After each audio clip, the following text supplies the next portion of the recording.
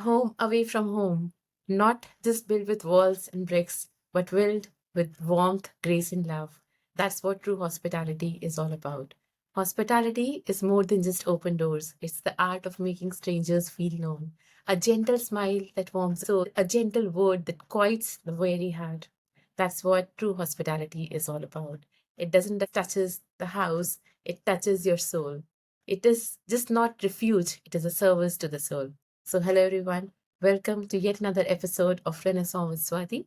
And today I have with me Srikant Peri, who has served within the hospitality industry for 35 long years. He has been with various luxury brands like the Tatas, the Oberois, the Hiltons, the Leelas, and so on. Spanned his career from the food and beverage sector, becoming the general managers for various brands. And he has also opened his own wellness retreat, Dharna. Hi, Srikant. How are you? Wonderful, Swati. How you been? I'm doing great. Thank you. And thank you for having me here with us. It's my warm pleasure. Thank you so much. So Srikant, you are hailing from Delhi and you study chemistry honors. I started studying chemistry. Yes. What made you move from chemistry honors to the hospitality sector? Where and how does it change? Don't really know. Perhaps it is chemical locha as they call it. Uh, so honestly, yes. So I was doing chemistry honors fairly well. I think I was enjoying the Delhi University vibe, as they say. Uh, Everything was going well. But suddenly, I think I realized that I wouldn't like to pursue a career as a chemist. I think I was more happy amongst mango souffle than molecular bombs. So I don't know, but then the the Taj had opened recently at that time in Delhi, and I guess that's where it began. Uh, Delhi fashion. I think it's all about the food. And But yes, it so happened that I actually realized that perhaps I could do better, and what attracted me more was the hospitality industry.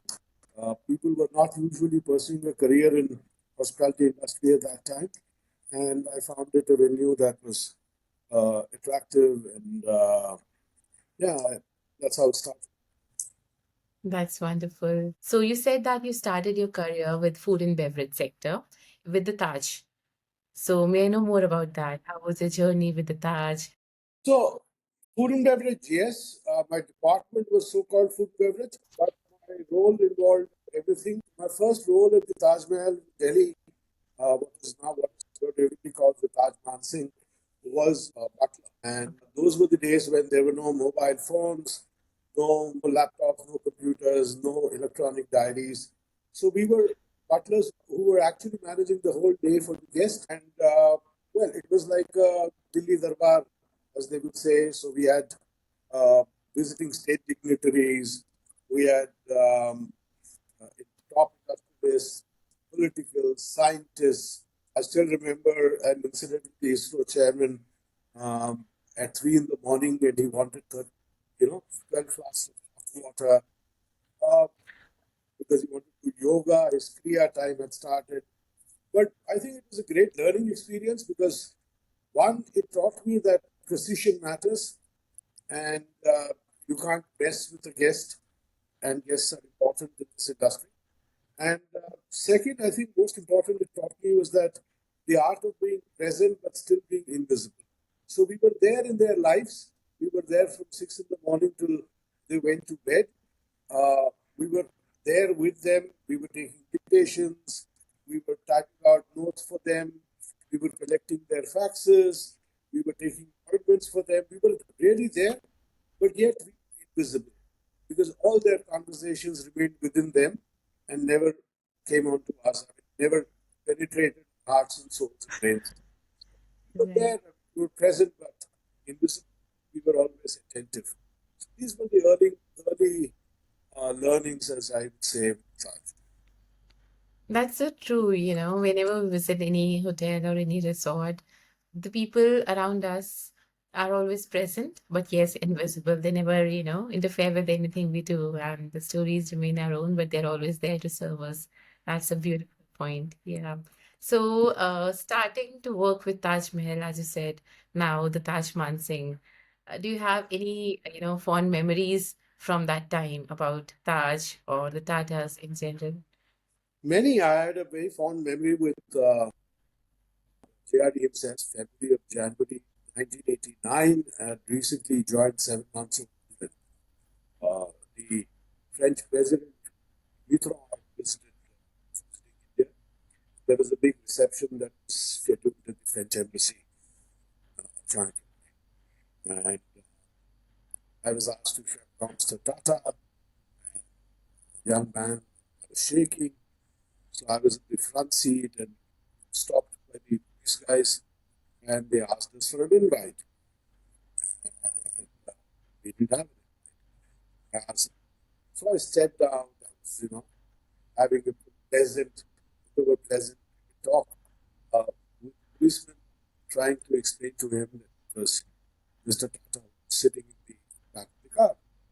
And we were surprised that the policeman said, जिन्हें अंदर दिख रहे हैं ना सब काट देता है. So, so Mr. Tata heard it, and luckily, things forward. Some senior police officer came, permitted inside, reception ended, and the next morning, all Mr. Tata did was pat me on my back and said, "I left something for you." So, uh, you know, that smile of that 84-year-old man, the honesty and the humility in his smile and the recognition that I received. So that was one of the first that I received in my whole career. But I would treasure that most, I think.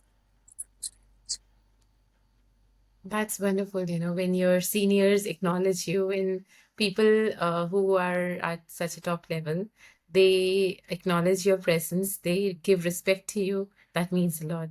And that encourages you and motivates you to work further in your career and excel. That's great. So you moved on from Taj to Delhi to Mumbai, right? The Leelas in Mumbai. So what was the difference, between switching the cities and switching the brands? How was Taj different from Leela? How was Delhi different from Mumbai? I had studied in Delhi, my hotel management Okay. in Bombay, but yeah, it was a totally different canvas. Uh, Leela was more, it still had that Indian hospitality, but it was more modern, it was more flamboyant in a way. Uh, Delhi had that always the political gravitas, as they would call it, but Mumbai was more like a filmy script in motion. It was more dramatic at every turn.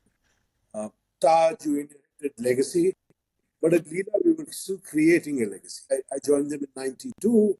The hotel had opened in 87, soft opening. And then it was just 1991. It was when they completely opened the hotel. And also, what happened is that from a supervisory position, I went on to a managerial position at Leela. So that was another one. I mean, for most things, while I went from, I was being shot at for everything.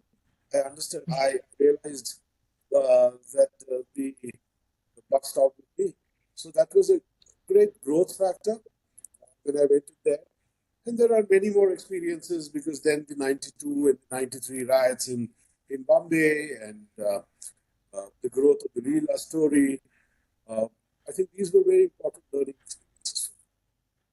So when all those attacks happened, what was your view, working in the hospitality sector? Because in Mumbai at that time, We there were was we were in a very different position in a way because we were the closest and the only operating hotel close to the airport. We were the only people who had a shuttle operating between any place and the airport. So even people who were residents of Mumbai in a way, because you don't know when the curfew would be lifted, you wouldn't know when the flights would take off. So even residents of Mumbai, whether it be most of them South Mumbai at that time, would come and stay with us the night before. They would stay for around 4 hours, 5 hours or so. And then whenever we would arrange, and you wouldn't imagine, I mean, they went in police vans to the airport at that time. But those were the only vehicles that were. permitted during the curfew. But we were close to the airport and the only hotel available.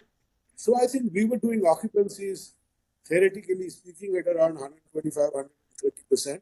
So which means every third room was being sold twice in a day. Okay. It was very high business time. It was a time when there was no staff that was traveling. So whoever was trapped in night before the curfew was only people available.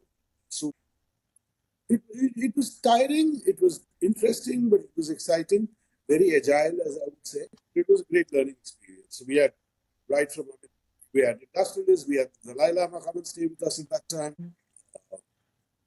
I think it was a great experience. That's wonderful. And, maintaining your calm when there is chaos all around. How did you manage that? Being in a supervisory role, you have to be calm.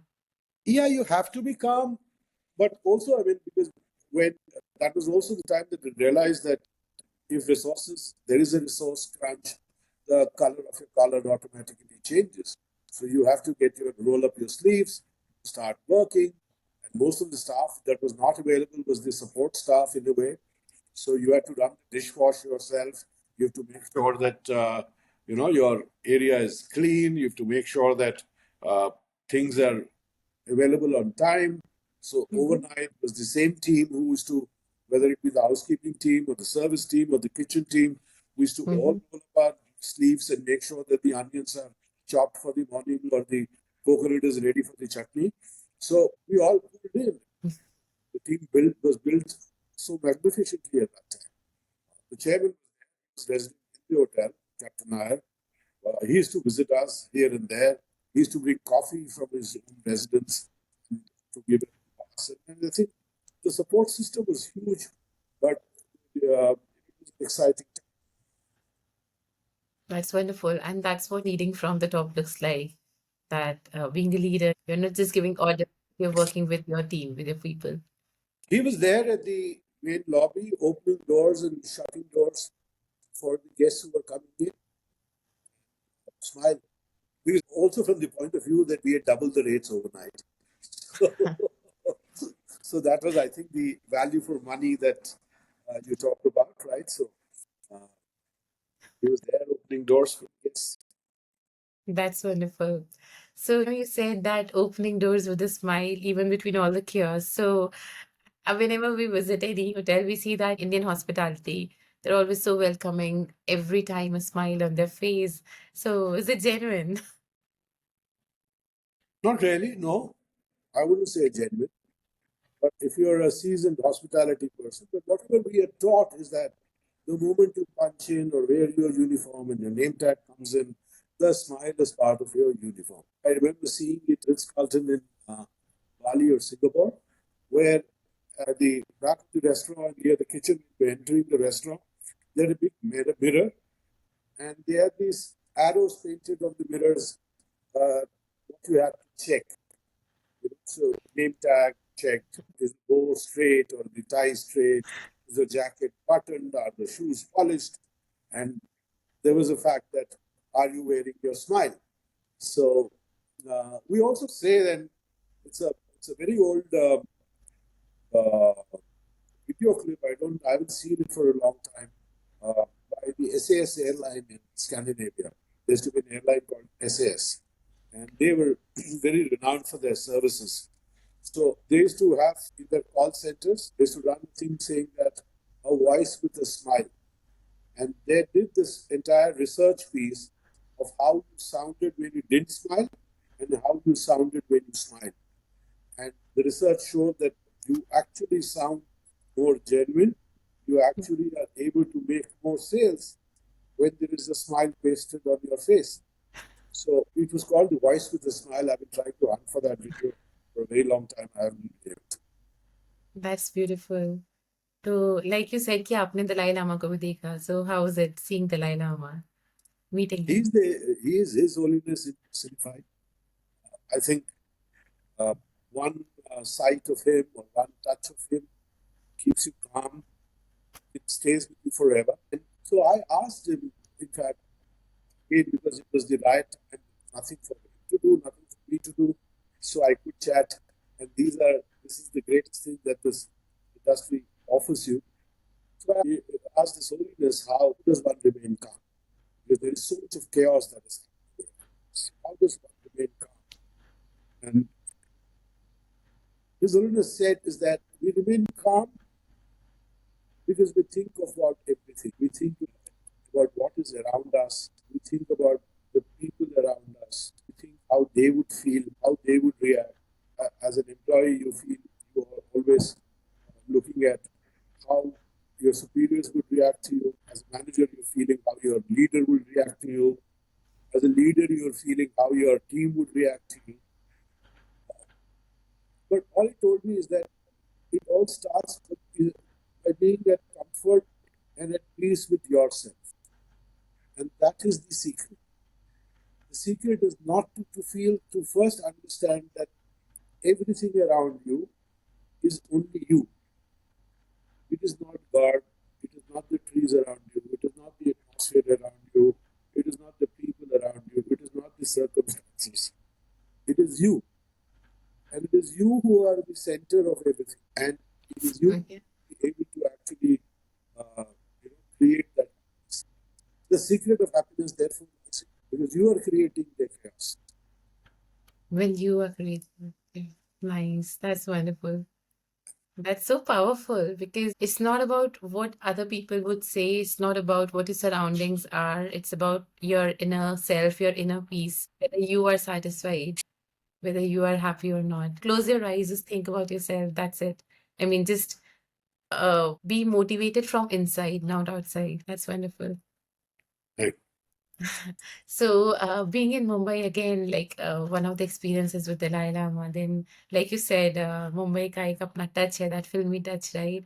So, were you always being fresh in the industry? Were you always excited to meet the stars out there in Bollywood? Yes, you had. And believe me, they were much more approachable in those days than today. So they didn't have entourages of security guards, they didn't have entourages of support staff, managers, and everything. So they used to actually walk into the lobby on their own, meeting somebody. So I think those interactions were plenty and they were very interesting in their own ways. So I did have the opportunity of meeting a lot.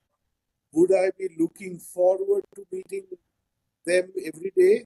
Yes, I think as a young man, as a young girl, the only thing that you want to do is that what is exciting that is going to happen to you today. And yeah, we did have many more opportunities.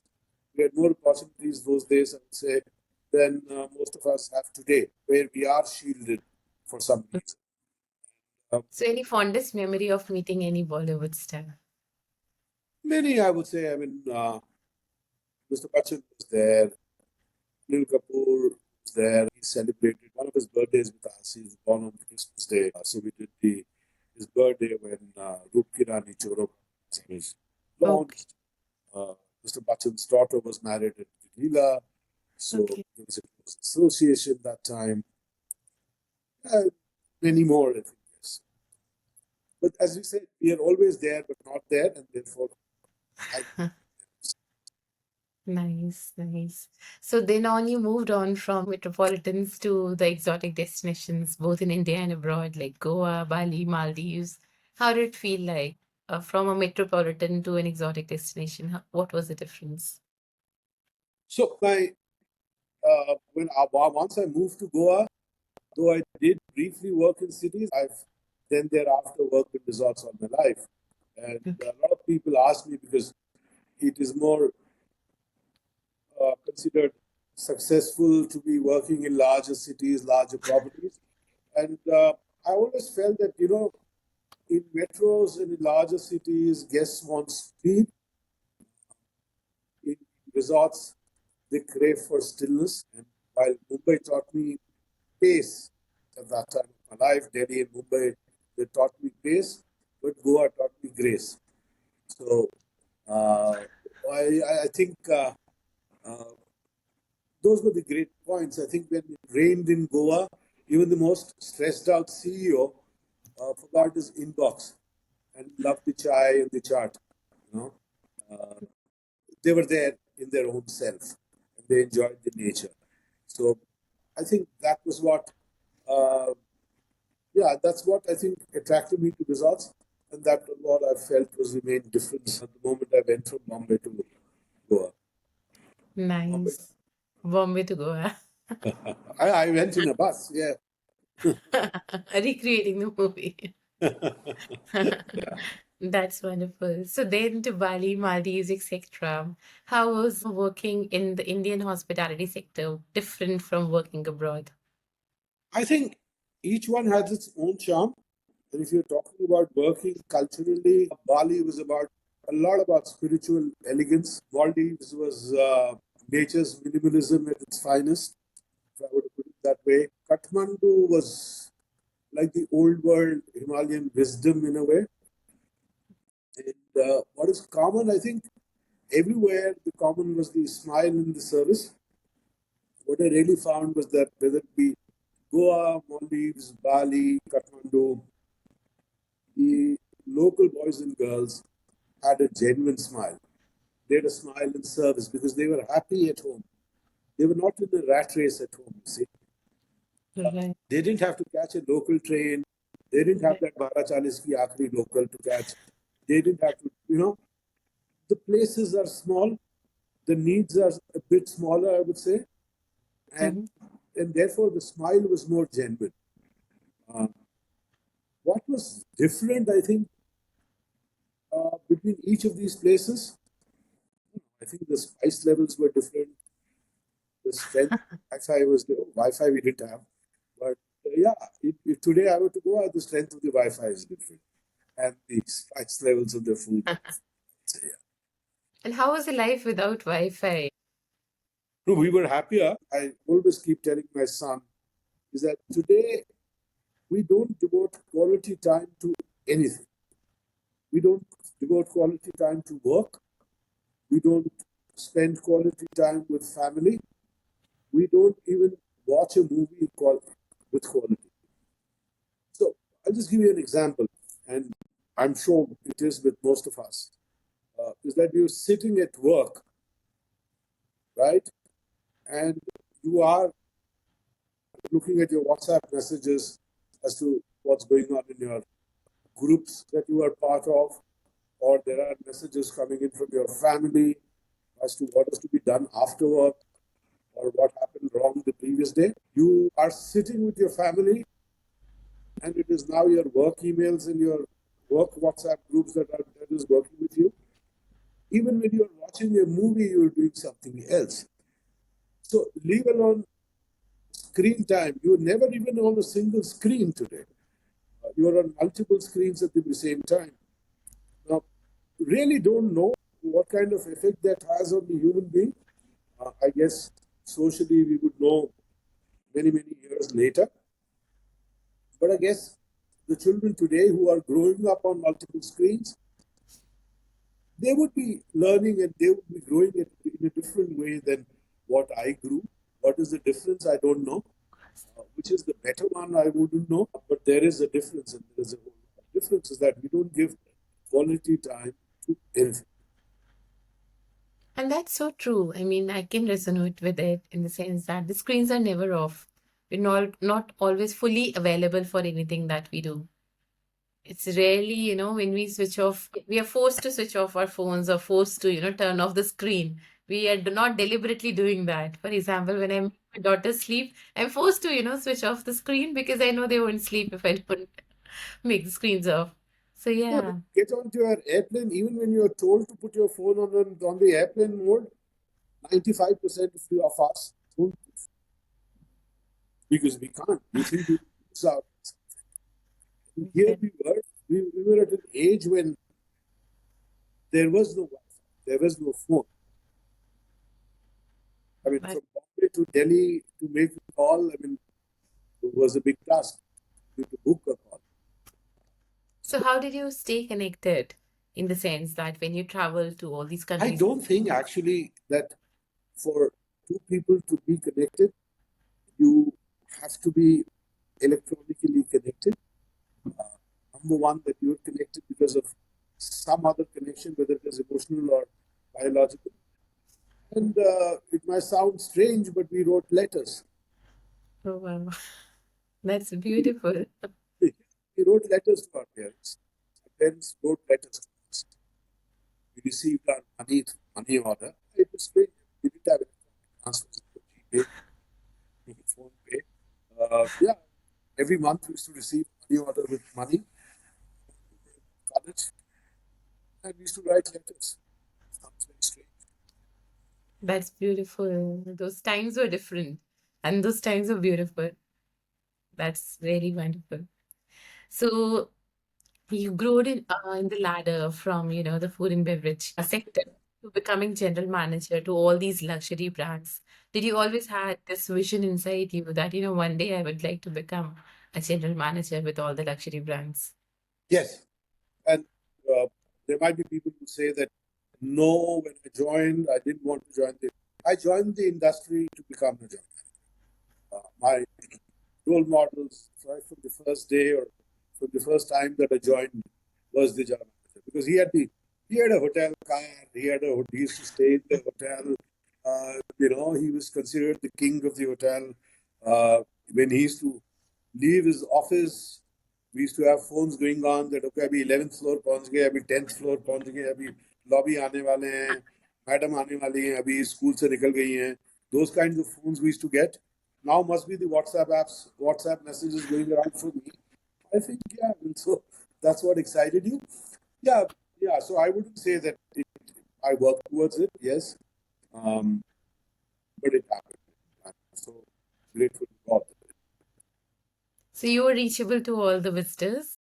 I was reachable to all visitors. I was reachable to all team members that were there with me. So everybody and anybody, yes. Yeah, because one of my fondest memories when I visit different resorts with my two little daughters and with my partner is that, you know, um, it is really wonderful when people around in the resort talk to us because when we go on staycations with the two little kids, everyone around us are there. They're talking to us, they're playing with the toddlers, and they're giving us warmth. So even the general managers, they are reachable, and talking to them really gives us different insights, and it's really wonderful that that gives a human touch to that stay, and that what stays with us. Very true because, you know, we always say in our industry is that this is one industry where the doorman's smile determines whether the chairman smiles or not. Because it is the doorman's smile that is going to make a difference, and nobody along the chain can forget to smile. The time that one person refuses to smile or forgets to smile, there is a gap in the service delivery. And the chairman doesn't smile when there is a gap in the service delivery. So we used to always say that the chairman's smile depends upon the doorman's smile. And the vision also is carried on from the doorman to the chairman of the company, whether it is Atithi Devo Bhava or like the spirit of hospitality, guest is God. End of the day, it all starts from the top to the bottom. Everybody sharing the same dream uh, and vision. Yeah, I think So you talked about Aditi Devo Bhava and Vasudev Kutumbakam. So you welcome people from all the country, but then celebrating festivals like important festivals like Diwali, Holi, and these days the culture is that many people would just go to the resorts and celebrate all these festivals. So did you ever miss celebrating festivals, or never, never. I've worked every festival, but I'm how? never celebrating any festival at the same time because for me, whenever I used to get my time would be Diwali. So the next week off, daily, weekly off after Diwali would be my Diwali, and I used to burst my crackers. And crackers were legal at that time. Like so, uh, Holi. Growing up in Delhi, I think Holi was a very important festival for us. It was the fun festival in a way. Um, So I was lucky. I think my friends helped me celebrate Holi again 4 days after Holi, 5 days after Holi. I used to have my own Holi with my friends, and I was lucky because my friends and family supported me. Um, we have, in hospitality, especially at those times, we created our own time zones. We created our time zones to celebrate, and even more at times. So uh, the friends and family were very supportive. So I have celebrated birthday 5+ days. before and after. I've celebrated moments. But as I keep saying, we celebrate moments, we don't celebrate the calendar. So calendar is That's something we beautiful. create. So it's our Yeah. time zones. And that's what I keep telling my team, and we celebrate Diwali in our small way while we are at work. But I always tell them, celebrate the moments we here, but don't celebrate the calendar. A date is just a calendar. You want to buy gold on Akshaya Tirtha, you can buy it 4 days before, 4 days after. Some people can't even buy, right? So nothing is going to change in life. I think God understands that very well. So He doesn't mind if you pray to Him 4 days before or 4 days after. That's really beautiful. Creating your own happiness, not just looking at the days of the calendar, but from your own self, whenever you want. The moments. हर एक पल को जिंदगी देना, हर एक पल को जीना. Absolutely. सो धारणा धारणा हाँ, का मतलब और धारणा कैसे आपने एस्टैब्लिश किया? So Dharna is actually a stage in the yoga. So with the Ashtanga Yoga, there are limbs of the Ashtanga Yoga. So Mhm. Dharna is one of the limbs of Ashtanga Yoga, which Okay. comes after Dhyana. So if you have mastered the practice of Dhyan, you get into Dharna. Where you are imbibing yourself. And what are you imbibing yourself? We say that there are multiple forms in which Atma exists around us. There is Atma, which is what is there inside you. Then there is Parat, which is the Atma of the people and the things and the location of the Sthal, of the Sthan, of the Devaguru, of the Sthan Devta, of the Kul Devta, of all the Devtas around you, every tree and every organism around you is the Paratma. Paratma, the other Atma. Okay, so it's kind of an aura that surrounds you. Aura, everything, your environment, everything around you is Mhm. called the Paratma. And there is, of course, the eternal soul, or the best, Mhm. the almighty soul, who is the Param Atma. So you Okay. have Atma, you have the Paratma, and the Paramatma. And the equilibrium or the happiness comes when you are in one with yourself, with the environment around you, and the Almighty who is there. So when all three come together, are in consonance, there is no chaos, which never happens. But the aim is to get there, to be one with yourself, to be one with the environment around you, and to be in one with the Almighty Himself. So I think that was the whole journey to conscious being. That was the core of Dharma. It was a dream where we thought that we would bring in recipes of ancient wellness therapies, and meet them with modern science. We weren't Okay. offering spa services only. We were people giving a second chance at life. We integrated yoga, mindfulness, Ayurveda. We had biohacking tools before it was cool. So 5 years ago, we started with IV drips. We started with ice therapies. We started with salt saunas. We believed in slow breathing. So we slow down everything. So everything was slow paced at the resort. Uh, and yeah, I think the only thing fast in Dharna was the Wi-Fi. So it was a resort. We call it the wellness retreat. So it is where everybody comes on a program in a way. So you start off with a checkup, or I think your body constitution is established. We establish your goal as to what you want to gain in the 5 nights or the 7 nights or the 10 nights that you want to be with us. Whether to remove the toxins from your body, you want to increase your digestion, your metabolic rate, are you there for some physical recovery, Mhm. weight management, emotional balance.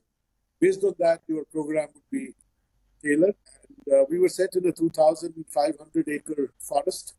So there were a lot of therapies with nature. We had grounding and connecting with nature. So those were very. That's wonderful. So you're integrating wellness with, with the woods, that people are coming to the woods and getting the wellness, mental and emotional and physical well-being. So it is a 360 circular thinking in a way.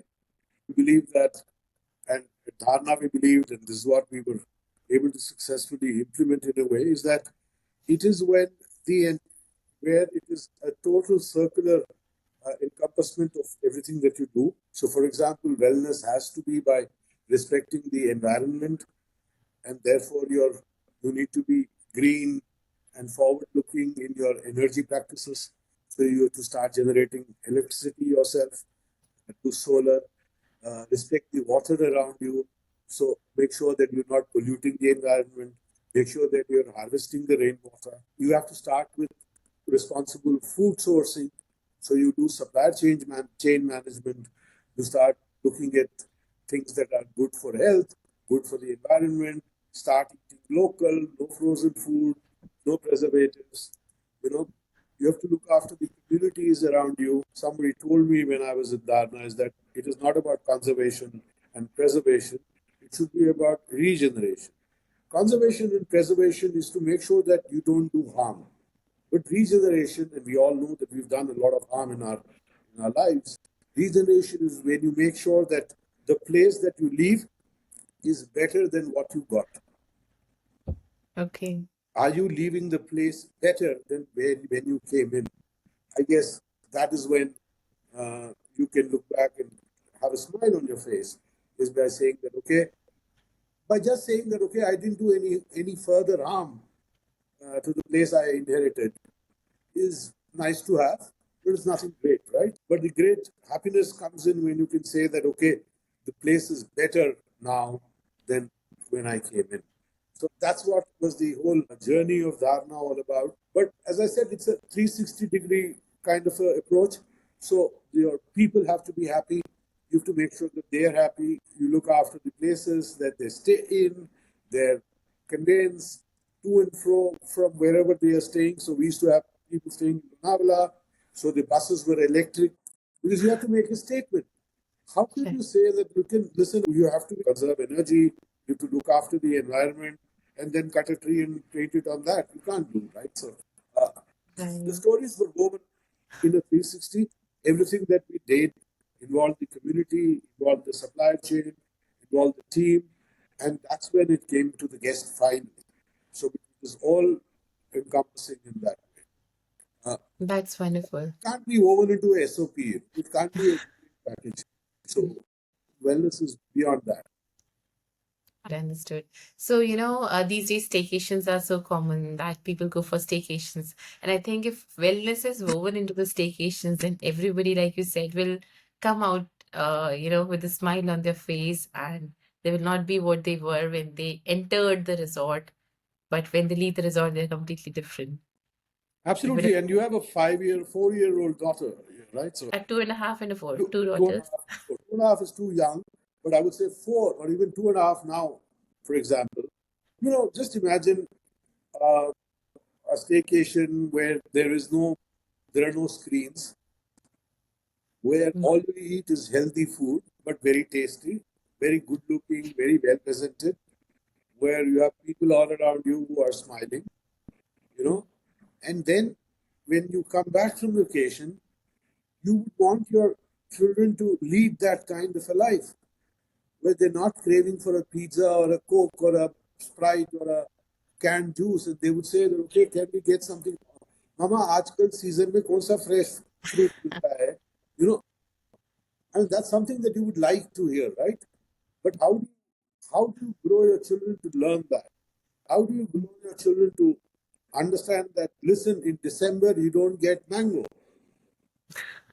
you know, or in summers you don't eat gobi. But today you ask anybody and ourselves also, if I were to tell you that 20 years ago, when we were growing up, or in fact when I started working in the summer months, you never got gobi, you never got cauliflower. Cauliflower was a winter vegetable. The only carrot you got was during the winters. You didn't get orange carrot because the Mm. color carrot was with the carrot. We used to call it Gajari Rang. We never got it in summers.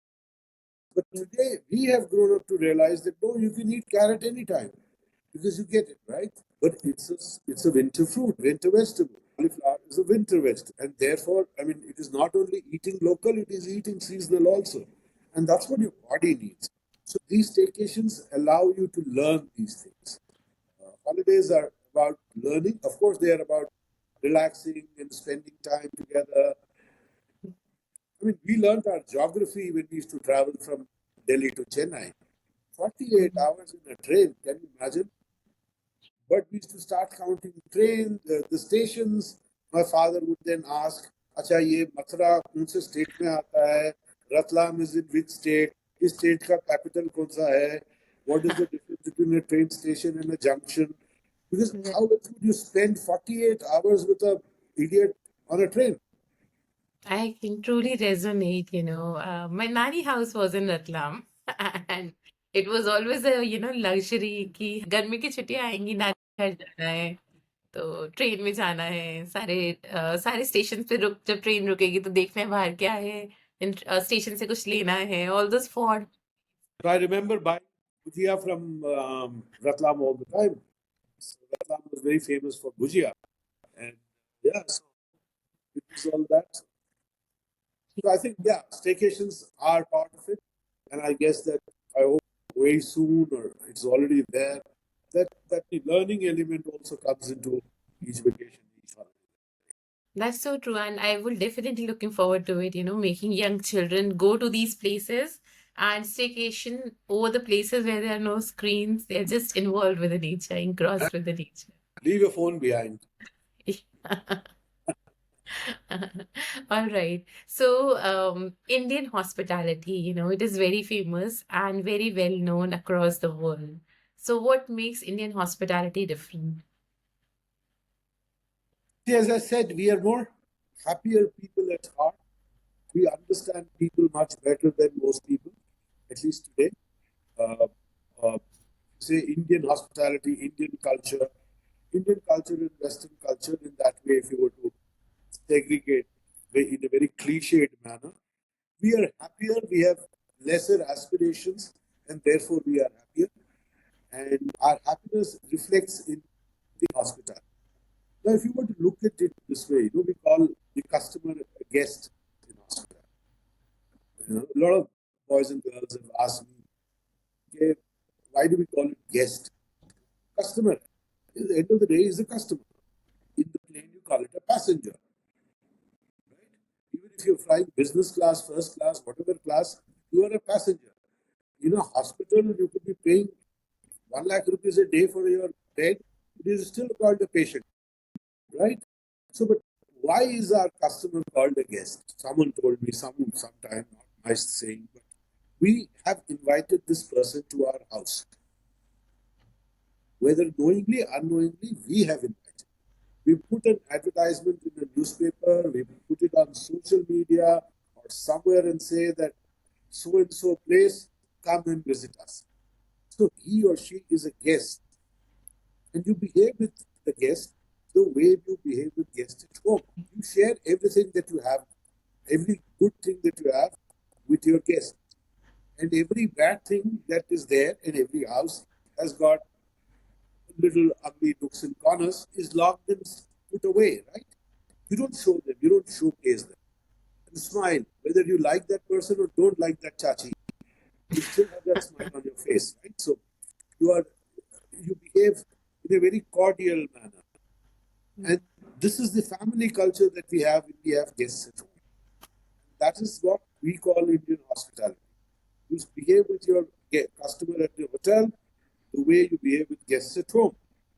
And that's no different. It's very easy to teach a young boy and girl how to smile to his or her chachi, whom he never likes. So, uh, yeah, so it's easy to teach, and therefore that hospitality, that strain of hospitality has evolved over a period of time, I would say. But in the West, they've started losing that tradition. They've lost it some time ago, and therefore it is very difficult to recreate that in the place of work. But Mhm. entire Asia, South Asia is, in a way, it's easy to create because we've seen that, we live that culture at home, or we are used to that culture. Right. We imbibe that, the same feelings that we have learned, the same sanskar that we have learned from our home. Yeah, Absolutely. that's true. So, when you decided that you don't want to pursue chemistry honors and you want to join the hospitality sector, then moving from white collar jobs to blue collar jobs, how was the reactions at home, and how do people perceive it today? Action at home, my home was very good. Um, but in the extended family, it was still, there was no non-scientist in my family in a way. The closest non-scientist was my father, who did law.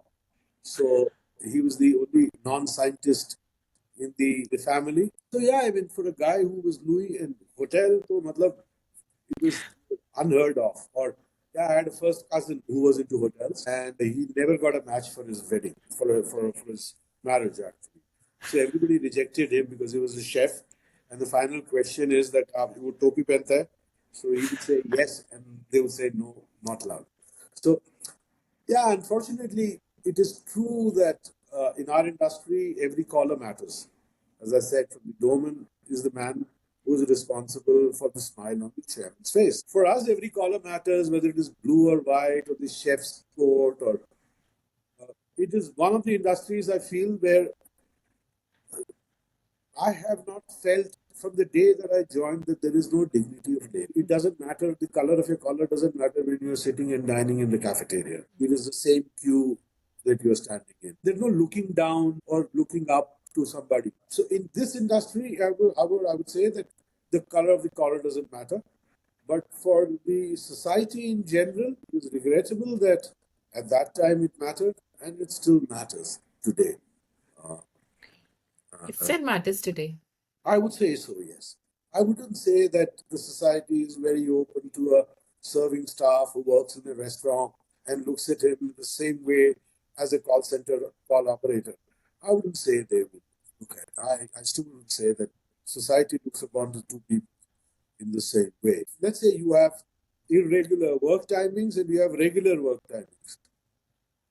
You people still look up to the person or get onto a place where you have regular work timings, where you have regular days off.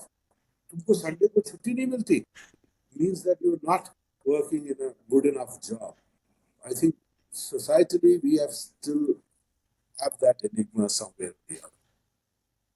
Yeah, I had this conversation. One of my podcast guests was an Indian Army ex-soldier, and he also, when he retired from the Indian Army, and he joined another group of organizations, and it was the first time in his life when he realized that Sunday ko chutti hai, and he was like, "मैं Sunday को क्या करूँ?" So I'll tell you, I got married at the age of 30 or odd years, 30 years. So my first child was born when I was 33. I was a food and beverage manager at Leela in Goa at that time. And my wife was working. She took a break for a year and a half. Then my wife started working back when he was 2 years old. So 2001 till 2007, till the time that my wife was actively working, my wife and I never took a holiday together, never took a day off together. We took a holiday together 1 week, 7 days a year. That's all. But we never took a day off together because we used to make sure that I had my separate day off, she had her separate day off, so that our son could get 2 days with the parents. So it was a conscious choice It was a to conscious choice. And, because we were spending so little at time, and I remember it was 2002, my GM asked, he had visited us home, and then we were sitting over a cup of coffee a few months later and said, अभी तो तुम्हारा बच्चा बहुत बड़ा हो गया होगा. So I said, हाँ sir, इतना बड़ा हो गया. He said, what do you mean that you can't talk about children like this? So, I said, मेरे को तो ऐसे ही दिखता है सर, ऐसे तो कभी दिखा नहीं. So he is sleeping when I get back home, and by the time I wake up, he's off to school. So uh, that's Did how you it miss is. those, that first step or those first moments? Not really. I mean, I think we made an effort. We, as I said, we created our own calendar, our own spaces. We were able to spend time together. And today, when I ask back my son, I think he's been nice to me, but he says that he didn't miss it either. So, Okay. Yeah. So, today's youngsters, do you feel they're open to working in the hospitality industry? I remember when I was in school, one of my friends, we used to fill those slam books, and he very clearly wrote, "What is your ambition? My ambition is to become the head chef in Oberoi." It was very clear. And we were all surprised that, we were all looking, like you said, at the white collar jobs, and वो बहुत ही proudly बोलता था कि मुझे chef बनना है. So, what do you think that today's youngsters, they're coming and open to the hospitality industry? What message would you like to give to them to come to this industry? oh, come because no 2 days are the same. I think there is no other industry. Maybe the airline industry, if you're in the cabin crew, or you can say that, okay, no 2 days are different. For us, no 2 days are same. And because it is an industry that teaches you life, it is an industry that teaches you to understand people. So at a young age, you're able to you learn how to read people, you learn how to interact with people, and those are the strongest lessons in leadership that you can give. Very few people know that a hotel general manager is a bigger HR manager, is a bigger engineer, is a better accountant than most of the people with fancy degrees. Where else can it happen that at 10 in the morning you're serving tea to the president of a country, and then afternoon you're having lunch with a colleague who washes dishes, and dinner time, you're sitting with a honeymoon couple who's come for a honeymoon. It doesn't happen anywhere. And we're always under pressure. So I think another thing that this industry teaches you is how to remain graceful but still being in chaos. So uh, in chemistry, we used to say the order in the entropy. So I think we are orderly in the way we behave in the biggest of the chaos. And what is the bonus out of it? I think even if you want to say that what wine goes with this food, you don't have to Google, it's that's the bonus. Right. So, would you like to end with any beautiful memory, the most fond memory that you have from your whole 35 years of vast No, the experience? most fondest memory is that I met my wife in a hotel. So, no, I think the fondest memory, in a way, which I keep telling about our lives, is that, well, yeah, we might not be earning as many as most people do, but we lead a life that is ingrained in luxury in hotels. Uh, Short story is, I think, when my son was seven, so he was around 7 years old. Uh, on he wanted to watch Spider-Man, I think it was. We were in Bombay. He wanted to watch the Spider-Man. He was staying at the Trident, Trident in Mumbai at that time, and there was a cricket match going on. So I was watching cricket match. So I said that, Papa, don't know this afternoon. Let's watch the movie. So very clearly, like everybody says, "Chalo, apna kapda theek kar lo, and after you finish your room, then we will go." And it was less than 2 hours later, 10 minute के अंदर he comes back and says, "चलो पापा चलते हैं." I said, "Room हो गया?" बोला हाँ. I said, "इतनी जल्दी?" मैंने हाउसकीपिंग को बोला 4 आदमी भेज दो. So uh, there were, yes. So these were the instances, and they grow up in a different way. That's wonderful. My son was asked during his kindergarten interview, "Who brings milk to your house?" And he says, "Room service." So they, they do grow up in a different way. And I think thankful to God that He's given us this life. Yeah, that's wonderful. Thank you so much, Srikant, for all your wonderful invites. And I really hope that, every youngster out there freshly graduating, they do look at this industry, the hospitality industry, and they do embrace this industry because this is where we make true connections. We talk to people, we socialize, and it's something that it's worth giving for. It's like a service. It's a growing industry. It's got heaps of future. It's a teaching industry. No other industry teaches you as well as this industry does lead life. Uh, so I think I urge every young boy and girl who's watching this podcast to come and join the industry. Thank you. That's great. Thank you. Thank you so much for being my guest. It's an honor. Thank you.